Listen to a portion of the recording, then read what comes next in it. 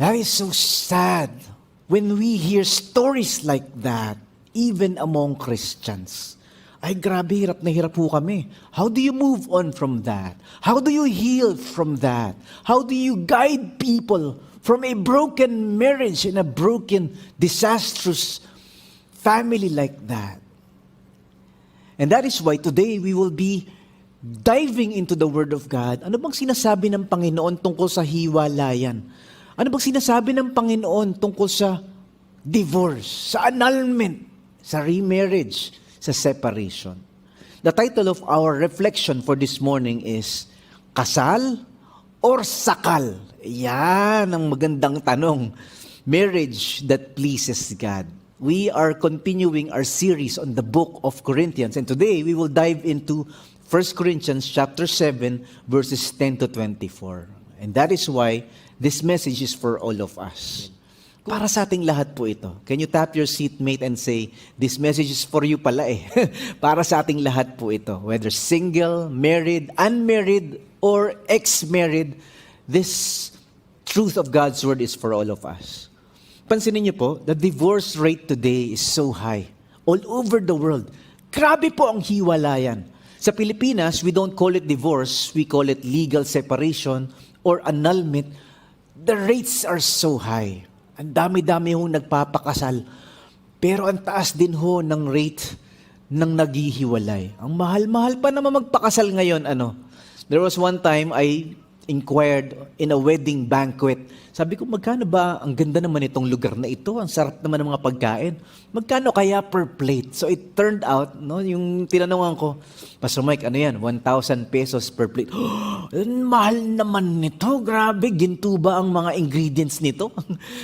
So the wedding in that event had 300 guests. Can you imagine? 300,000 pesos for just the meals. Wala pa yung gown, yung wedding ring, wala pa yung band, wala pa yung drone, video cam. Grabe, Tapos after 5 years, maghihiwalay lang. Ang lungkot, So you will notice, the book of 1 Corinthians addresses problems like this. Problems in their relationships, problems in their marriage, problems among believers going through immorality and scandal. The church in Corinth is being rebuked and corrected, and at the same time being encouraged by the Apostle Paul. Maalala niyo po, the book of 1 Corinthians can be divided into 3 parts. Yung part 1 ho ng 1 Corinthians is all about divisions in the church. Disunity amidst diversity. Parang ang dami nilang pinag-aawayan as a church. That's chapters 1 to 4. And then chapters 5 to 14 is about disorder in the church. Yan, marriage problems, scandal, immorality, lawsuits among believers. Ang gulo-gulo. Ang daming disorders in the church. And then finally, the book ends with chapters 15 to 16 about doubting in the church. They were doubting the resurrection. Totoo bang nabuhay si Jesus muli sa mga patay? And so the whole series in the book of Corinthians is all about problems in the church and how the cross and the gospel and the grace of God is evident among all these problems. How God seems to be healing our wounds, restoring our relationships kahit ang gulo-gulo, ang sakit-sakit.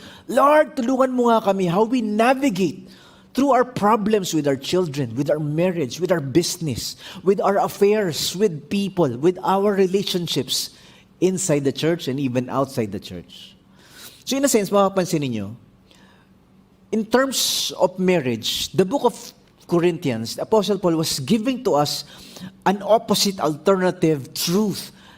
A truth that is opposite the false teachings and the worldly views and the fake wisdom that the world offers. Mapapansin nyo, 1 Corinthians seems to tell us that marriage, according to the world system, is opposite God's standards. Iba talaga ang pananaw nating mga mananampalataya sa Panginoon. We followers of Jesus see marriage and singleness and relationships and sexuality differently than the world does. Kaya tayo pinagtatawanan kasi kakaiba ang ating mga values. And then marriage can be difficult and messy. We need the wisdom from God. That's another layer in the conversation about marriage in the book of Corinthians. Magulo talaga. You notice the Bible from the Old Testament to the New Testament. scandal after scandal, incest, rape, immorality, adultery, murder. Pinapakita ng Diyos na hindi pala perfect yung mga tagasunod ng Diyos. Even the followers of Jesus are flawed and failing in their family, in their marriages, in their sex lives. And then another layer is marriage that experiences the grace of God is more likely to endure and last. Mas tumatagal daw yung mga mag-asawa na nakatikim ng awa ng Diyos at pagpapatawad ng Diyos. Di ba? Pag naranasan mong patawarin ng Diyos at akapin ng Diyos kahit na ang pangit at ang dumi ng buhay mo, nagagawang patawarin at akapin yung asawa mo at yung kapamilya mo na ang gulo-gulo ng buhay. And then another layer is this.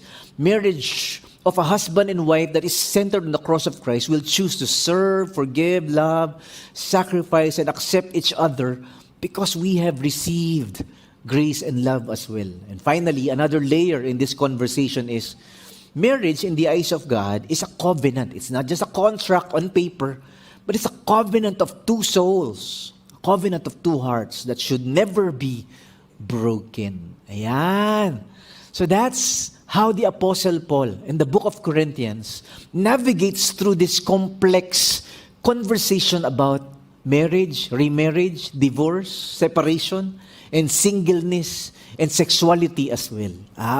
Kaya very rich yung conversation ng Corinthians. Kasi it affects not only us individually, but it affects our family as well, yung ating pamilya. Paano natin tratuhin ang ating mga anak, ang ating asawa, ang ating mga mahal, pati ang ating mga kaaway sa buhay. Lahat na.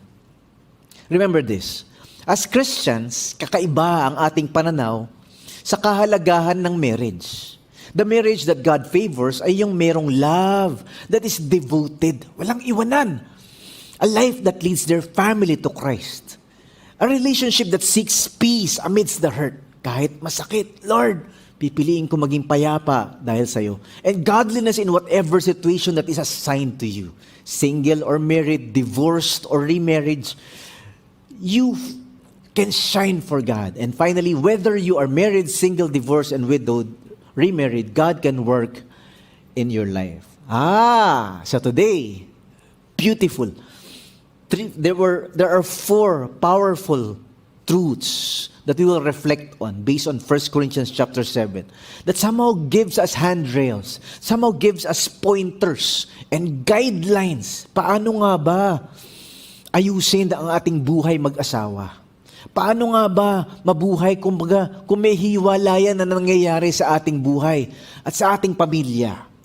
The first is, Christian marriage that pleases God is one that stays devoted in love with your spouse. That's the first layer of truth that we will talk about today. Second, Christian marriage that pleases God is one that shows a life that leads your family to salvation.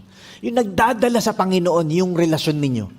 And then, a relationship, a marriage that seeks peace despite the hurts. And a marriage that shines in whatever situation given to you. Ano man yung sitwasyon mo sa buhay, kaya mong paglingkuran ang Diyos at pagtiwalaan ng Diyos. Amazing. So kami pong mag-asawa, we celebrated our 20th year anniversary. Oh, praise God. Last Wednesday. 20 years na ho kami. 2 decades of love and 2 decades of commitment to each other. Pero hindi ho bed of roses. Naku po, ang dami naming away, ang dami naming mga kailangan ayusin sa aming mga ugali, ang dami naming kailangan pagpasensyahan ng mga sitwasyon sa aming relasyon. Marami hong mga usap na hindi maganda. May mga usap na may patawaran at pagbibigayan sa isa't isa. Well, welcome to marriage. It's a journey of ups and downs, good and bad, joyful and painful, maturity and foolishness, wisdom and grace to one another. Amen? So let's begin. This is the first ingredient that the Apostle Paul is telling us about a marriage that pleases God. Christian marriage is pleasing to God when you stay devoted in love with your spouse. Yung bang may pagmamahalan na walang iwanan. So in this part of the chapter, the Apostle Paul is talking to Christian couples. Yung husband, born again. Yung wife, Christian, follower ni Jesus. Both of them are Christians who love God. Sabi ni Apostle Paul, huwag kayong maghihiwalay. Huwag kayong magde-divorce. Huwag kayong magse-separate kahit masakit, kahit magulo. Tiisin ninyo for better or for worse. Sa hirap at ginhawa. In sickness and in health. For richer or for poorer. Till death do us part. Yan, ano? It's like God is telling the believers, I do not approve of divorce because you are both Christians. Dapat maging example yung marriage ninyo sa mga taong nakapaligid sa inyo. Apostle Paul says in verses 10 to 11, he says, now for those who are married, I have a command. Not just a suggestion. It is a command from me. It's not a command from me, but for this is what the Lord Himself has said. Galing to sa Diyos. A wife must not leave her husband. But if she is separated from him, let her remain single or else go back to him. Maghiwalay kayo pero magkabalikan din kayo. Pero huwag kayo magdi-divorce. Sinasabi ni Apostle Paul. And the husband must not divorce his wife. Sabi niya, para naman sa mga mag-asawa, ito ang utos ng Panginoon. Hindi ito galing sa akin, huwag makikipaghiwalay ang babae sa asawa niya. Pero makipaghiwalay man siya, huwag na siyang mag-asawa ng iba or else makipag-ayos na lang siya sa asawa niya. Huwag din hiwalayan ng lalaki ang asawa niya. In other words, the Apostle Paul is encouraging the Christian couples in the church. Dahil kayo ay nilinis na, pinatawad na ng Diyos. Kayo ay niligtas na. You are now born again. You are now followers of Jesus. You have to make your marriage work. Of course, by the grace of God, by the strength of God, kailangan tiisin ninyo. Mag-away pero kailangan magkaroon ng pagpapatawaran. Did you know that there is such a thing as a good fight and a bad fight? Merong mga away na pag nag-away kayo para maghihiwalay na. Sobrang sugatan sa isa't isa. Sobrang matalas ang sakitan. Meron daw terrible fight that damages the relationship. Ay, grabe, punong-puno ng sugat. Pwede kayo maghiwalay. But there's such a thing as a good fight. Merong away na after nyo mag-away, lalo kayo nagiging sweet sa isa't isa. Lalo kayo nagiging close sa isa't isa. There's such a thing as a fighting a good fight. Yung merong forgiveness, merong humility to apologize. Ay, sorry, nasigawan kita. Pasensya ka na, sweetheart. Medyo masakit yung nasabi ko. Hindi yata tama yung joke ko kanina. Ayan. And so, we have to learn, figure out, how do you fight a good fight? And for that, we need wisdom. Diba? Tiisan. Minsan, luno ka ng pride. Minsan, pagpaparaya, overlook little offense. Hindi mo dapat tinatanim ng galit para hindi lumala yung inyong relasyon. Stay devoted to each other. In other words, we find reasons not to cheat on our spouse. We find good reasons why we need to stay loyal to him or her. Kasi minsan, maraming dahilan para hiwalayan, para umiwan, at para umalis sa relasyong ito. Kakalas na ako. Ayoko na. I have hundreds of reasons why I need to leave.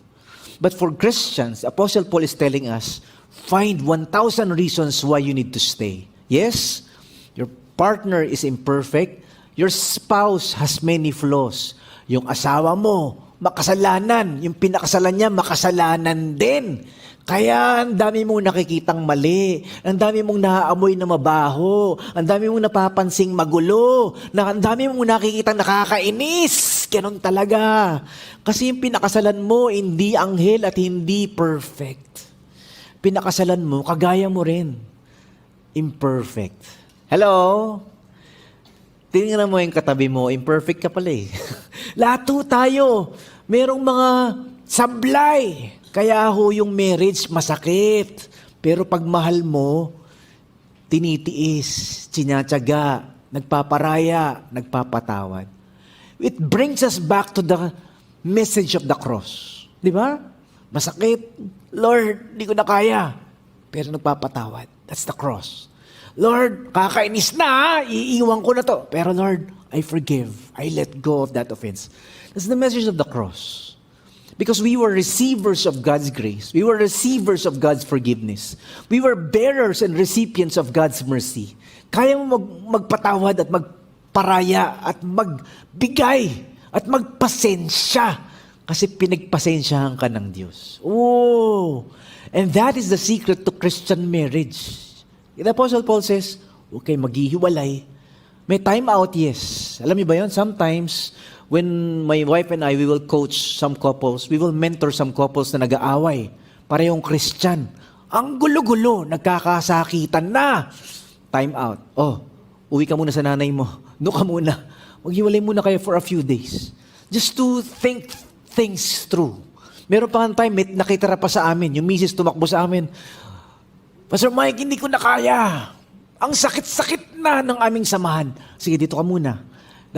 My wife will talk to the wife. I will talk to the husband on phone. Oh, pare, andito lang yung misis mo. No problem. Don't worry. And then we will date them both and try to patch things up and reconcile. Sometimes may time out. Kami ni Ethel, misis ko, may time out kami. Minsan sabihin niya, Mike, time out. Ang sakit na. Sumisigaw ka na. Time out. So, for a few hours, I will go to a coffee shop, magpapalamig. Siya rin, she will just read or watch Netflix or go through a playlist in Spotify just to, allow cooler heads to prevail. And after a few hours, let's talk. What happened? I'm sorry. We reconcile. Hug, kiss. I forgive you. We pray. Whoa! That's a good fight. Yee! After a few hours, sweet na kami uli. Sometimes it's a few hours. Sometimes it's a few days. Sometimes it's a few months of time out. Yun yung sinasabi dito ni Apostle Paul. You can separate for a while to heal and to reconcile and to figure things out, to think things through, but never divorce. Whoa! That's chapter 7 of 1 Corinthians for Christian couples. Meron ako naalalang kwento. Tiisan talaga, no? There was this senior couple who have been married for 50 years. Can you imagine that? Being married to each other for 5 decades. Golden. Grabe, no? Sabi ko, Lord, sana all. Grabe. And so, ang problema, itong si husband, mainitin ang ulo. Hot-tempered. Kumakasigaw, masakit. Ang gulo sa bahay pag nagagalit si mister. Mainitin kasi ang ulo Marami sa atin ganun, So for 50 years, the wife endured itong init ng ulo na ito ni mister. And so, during their 50th year anniversary, the husband asked the wife, Sweetheart, mahal, paano mo ba ako natiis? Paano mo ba napagtyagaan yung init ng ulo ko? Kung magalit ako, umuusok ang ilong, lumilipad ang mga pinggan, nawawasak ang mga pinto sa init ng ulo. So, sabi ng misis niya, madali lang kapag hindi ko na kaya yung galit mo. If you begin hurting me with your words and your temper and your anger, nasasaktan na ako, I just simply clean the toilet. Sabi nung mister, Yun lang? Naglilinis ka ng toilet? Yeah. I just clean the toilet and I feel better after a few hours. Whoa! How does that happen? Paano yun? Hindi ko alam paano mo nagagawa. Linis lang ng toilet? Oh, simple lang, sabi ni Mrs. Kasi ginagamit ko yung toothbrush mo panlinis ng toilet. Yun. Kaya masarap ang pakiramdam ko. Hi! What's the lesson? Itago niyo yung mga toothbrush niyo pag nag-aaway kayo. What is the Apostle Paul telling us? Hindi madali ang marriage. It's not a lifetime of romantic dates and sweet, intimate moments all the time. It's not a bed of roses. But you have to endure. You have to persevere. You have to be patient. You have to be kind. Because that is what love is. You have to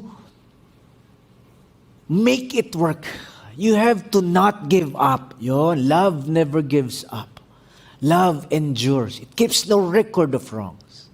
And that is why Christian marriage has a lot of hope. Of course, it's not perfect. Nagkakamali tayo bilang mag-asawa kahit tayo ay tagasunod na ng Panginoon.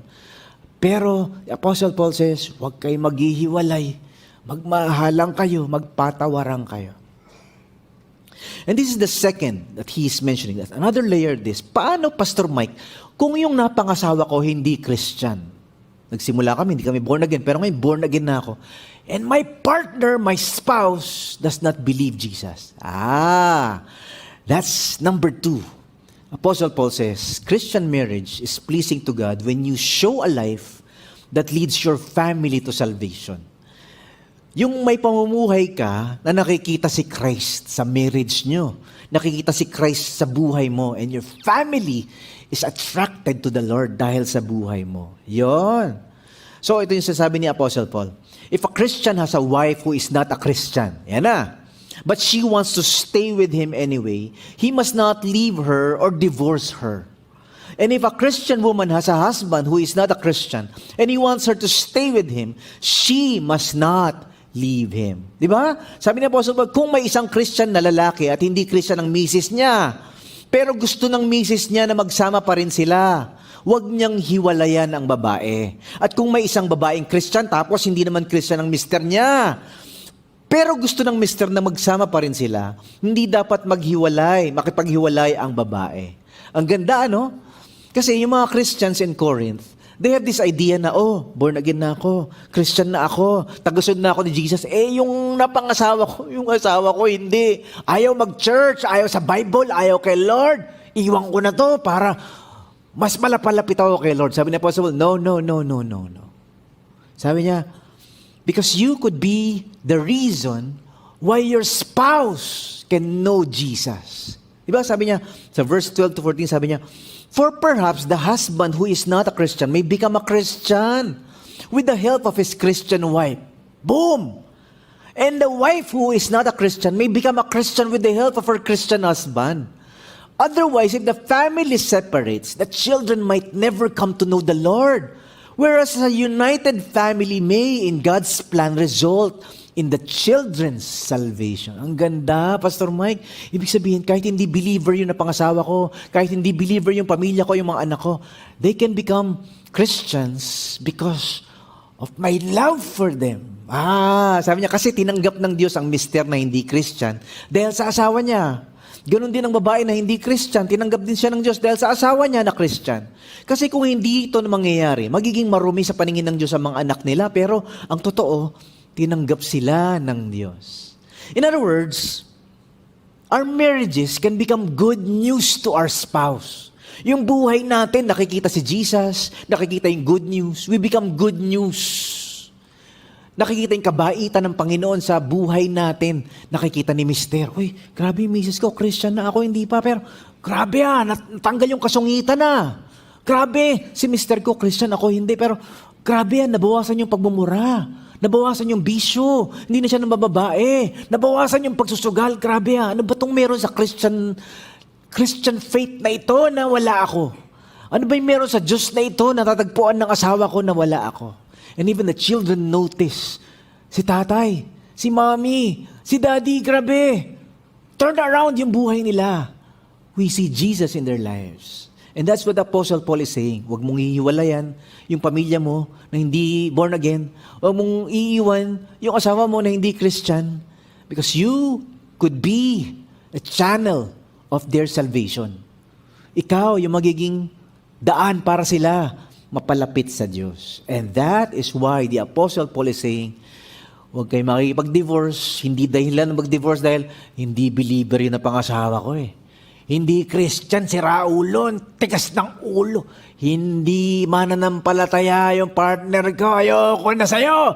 Sabi ni Apostle Paul, don't divorce. Stay. You shine for the Lord. You bring them to the Lord Jesus. Let your life become a witness to them. So that means, minsan, may power na nangyayari kapag yung buhay natin becomes a light in the midst of the dark. Pakitaan mo ng kabaitan. You know the story of the wife who wanted to divorce her husband. Lumapit siya sa isang pastor. Pastor, gusto ko na yatang hiwalayan yung mister ko. Ang sakit-sakit kasama. Ang gulong kausap. Grabe. Pambababae dito, pambababae doon. Sinusungitan ako, kumasigawan ako. Parang hindi ako tao. Pastor, ayoko na. Ayoko na. Sabi ng pastor, very wise advice. Gusto mo na talagang hiwanan? Sige, pero give it 1 year. Tagal naman, 1 year. 1 year lang, tingnan natin.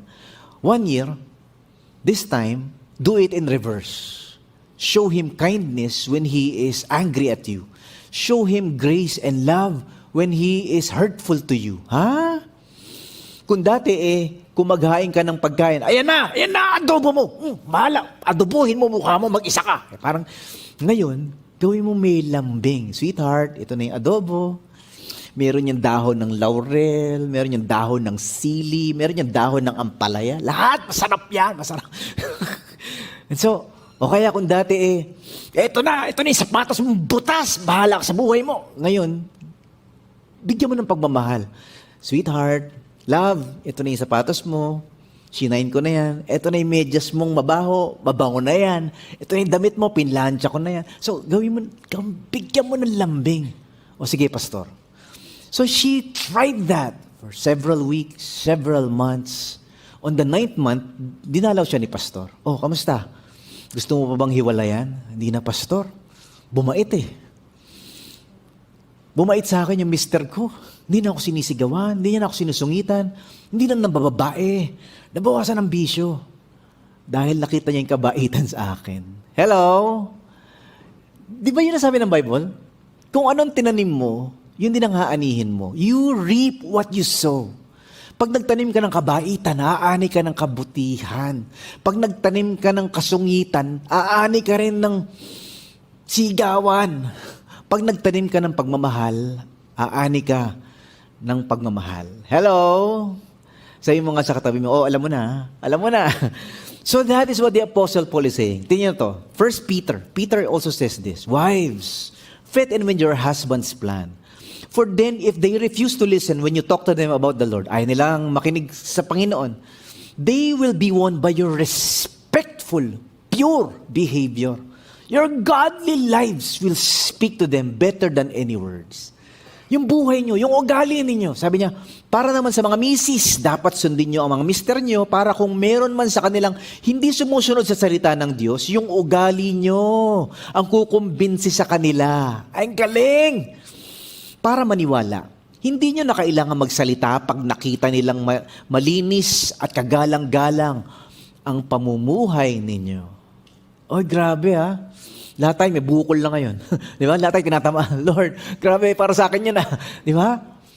We can win our children to the Lord because of the way we live our lives. We can win our spouse, our partners to the Lord because of how we conduct our relationships and our character.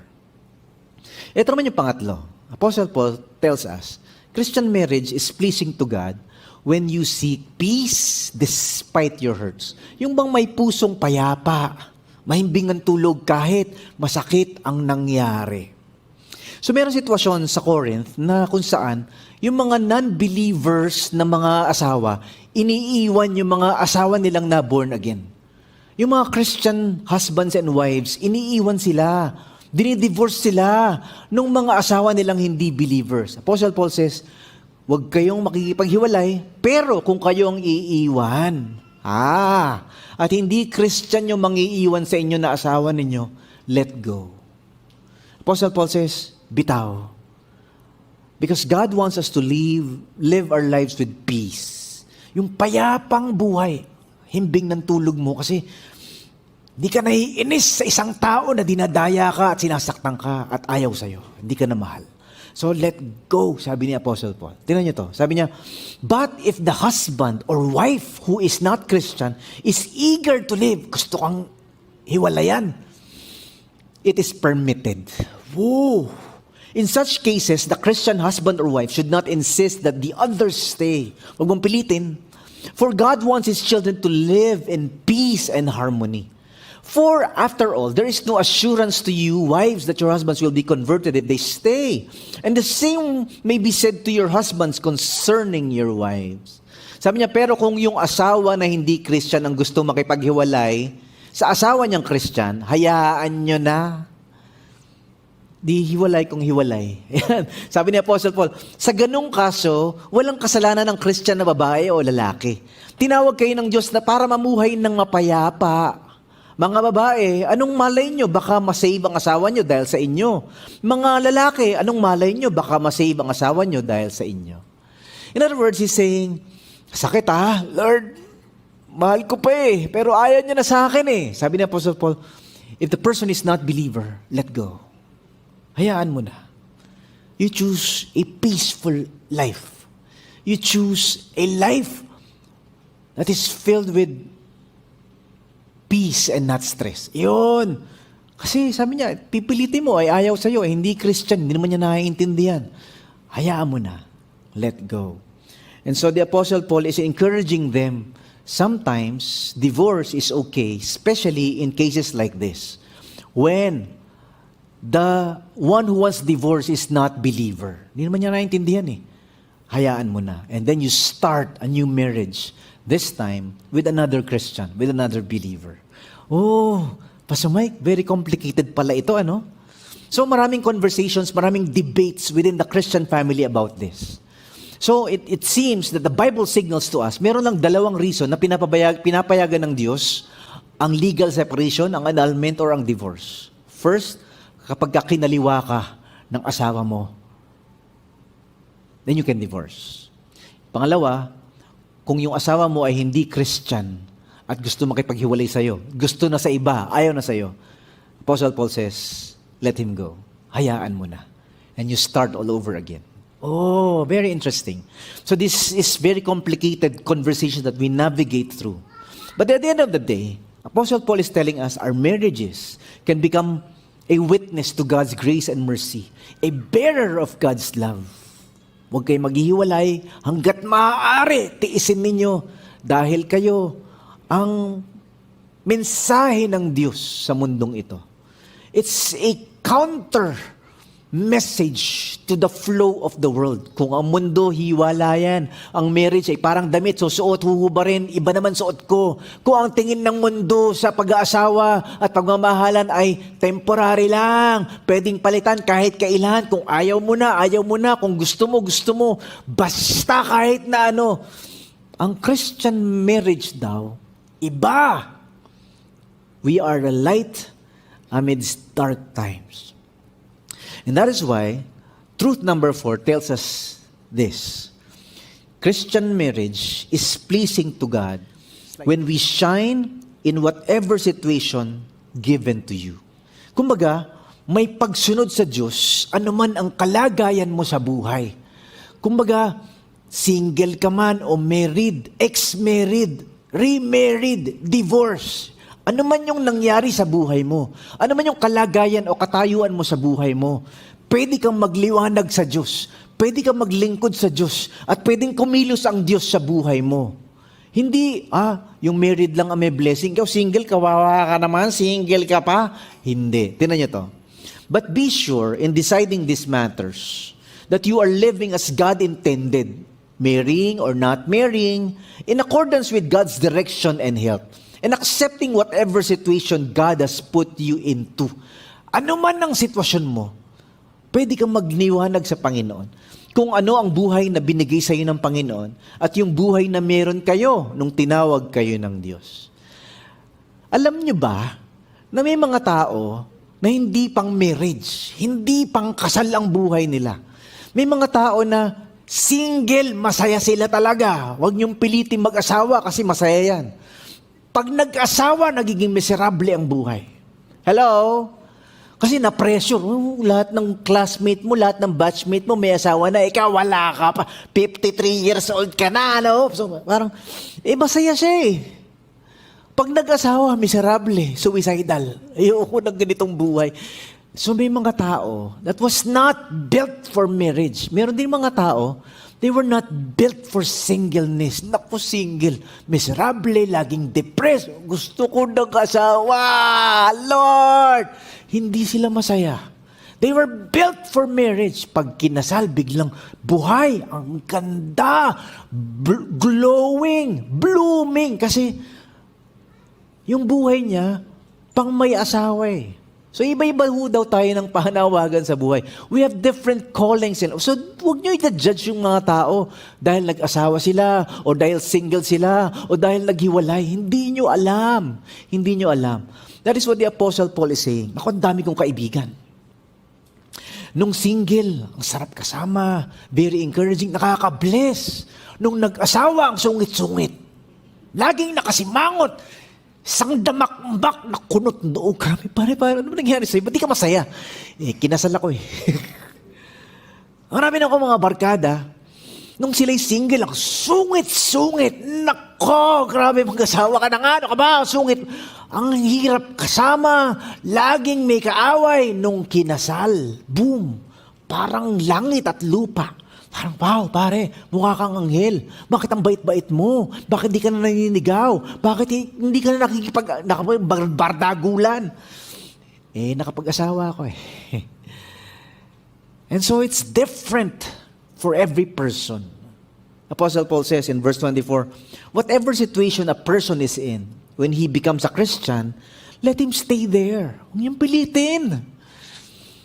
Ayaw eh. For now, the Lord is there to help him. Mga kapatid, kung ano kayo nung tinawag kayo ng Diyos, huwag nyo nang baguhin yun. Ipagpatuloy nyo yun kasama ang Diyos. In fact, nagbigay si Apostle Paul ng 2 examples. Sabi niya, some of you, nung naging Christian kayo, you are a Jew. Don't become a Gentile. Some of you, when you were converted to Christianity, you were a Gentile. Huwag na kayo maging Jew. Kung uncircumcised ka, you don't need to be circumcised. Kung circumcised ka, you don't need to be uncircumcised. You don't need to change your status. You can improve, but you don't need to be sana all. Puro na lang nang iinggit. And another illustration the Apostle Paul gives is, some of you were slaves. You don't need to become free to be happy, whatever situation is. But if you are given an opportunity, sabi niya, to be free from slavery, yes, by all means. Pero hindi yung status mo sa buhay ang dahilan kung bakit ka masaya. Hindi yung status mo sa buhay, married, single, divorced, or remarried, or unmarried, ang dahilan kung bakit makakapaglingkod ka sa Diyos o hindi. You can shine for Jesus regardless of whatever situation or circumstance or status you have in life. Amen? Yun daw talaga ang panawagan ni Apostle Paul. Wala yan sa kasal, o single, o hiwalay. Wala yan dyan. Nandyan yan sa Panginoon na kumikilos sa iyong buhay. Nandyan yan sa pagmamahal ng Diyos na nakikita sa iyong ugali. Nandyan yan sa buhay na pinagpapala ang mga anak mo, ang mga mahal mo sa buhay dahil sa iyong buhay nakawangis ng buhay ni Jesus. A Christ-like behavior. So, iba-iba daw tayo ng panawagan. We can shine for Jesus in whatever situation we are in. Ay, ang ganda! And that is why we keep on following the Lord, loving our spouse, being satisfied when we're single, not being pressured by the world, because we have the contentment we have in Jesus, because we have the grace that allows God to heal us, change us, so that we can become a blessing to our marriage, blessing to our children, blessing to our family, blessing to the people around us. Ang ganda, ano? Tandaan niyo to. As Christians, kakaiba ang ating pananaw sa kahalagahan ng marriage. The marriage that God favors ay yung marriage na mayroong love that is devoted. Walang hiwalayan, walang iwanan. A life that leads their family to Christ. A relationship that seeks peace amidst the hurts. A godliness, single ka man o married or remarried or divorced ka man. A godliness in whatever situation that is assigned to you. Whether you are married, single, divorced, widowed, remarried, God can work in your life. So today we figured out and we stumbled upon 4 beautiful truths about Christian marriage. The Christian marriage that is pleasing to God is when you stay devoted in love with your spouse, when you show a life that leads your family to salvation, yung nadadala mo sa Panginoon, yung asawa mo na hindi pa born again, yung mga anak mo na hindi pa believer, when you seek peace despite your hurts, kahit na may pinagdaanan kayong masakit, meron kang kapayapaan galing sa Panginoon. And when you shine in whatever situation given to you by the Lord, single, married, divorced, remarried, unmarried, we can all live our lives for the glory of God. Amen? Praise God. Tayo po yung lahat tumayo, tayo yung manalangin. Let us come to the Lord in prayer. Panginoon, salamat po sa araw na ito, sa iyong mensahe sa amin, sa iyong paalala, sa iyong mga pagpapala, at sa iyong mga pagpapalo, the rebuke, the correction, the reminders, and the encouragement that we heard today about Christian marriage. Lord, sa Panginoon, sa mga kasama namin ngayon na hindi pa kinakasal, at balang araw gusto nila magpakasal, I pray that these truths come as an encouragement a reminder and a caution and a warning as well na hindi madali ang buhay mag-asawa. Pero dahil sa iyong awa, Panginoon, kakayanin namin magmahal, magpatawad, magtiis, magpasensya dahil sa Panginoon. For those of us who are married now, and those of us who are going through difficult times in our relationships as husbands and wives, Panginoon, ano man po yung magulo, mapait, masakit na aming pinagdadaanan at tinitiis, give us the grace and the strength to hang on, to forgive, to love, even when it hurts. Yung magparaya, magpasensya, magpatawad, kahit ang hirap, kahit ang sakit. Turuan mo kami, Panginoon, magpakumbaba, lunukin ang yabang, at magbigay para sa aming minamahal. For those of us who have been married in the past, but now we are separated, we are divorced, or we are going through difficult times at parang ang hirap-hirap na magkabalikan, we pray for your grace and your healing so we can move on. We pray for your strength na parang kahit na nakaka-discourage yung nangyari, nakaka-depress, may pag-asa, Panginoon. We can still serve you. We can still see a brighter future because you are the one who holds our lives. And you are the one who is in charge of our families, of our relationships. May you heal those who are hurting. May you embrace those who are broken. May you give strength to those who are struggling in their relationships. Panginoon, salamat po. Ikaw ang aming sandigan. Ikaw ang aming kublihan. Ikaw ang aming kapayapaan. Ikaw ang aming lakas. Ikaw ang aming pag-asa sa buhay na ito.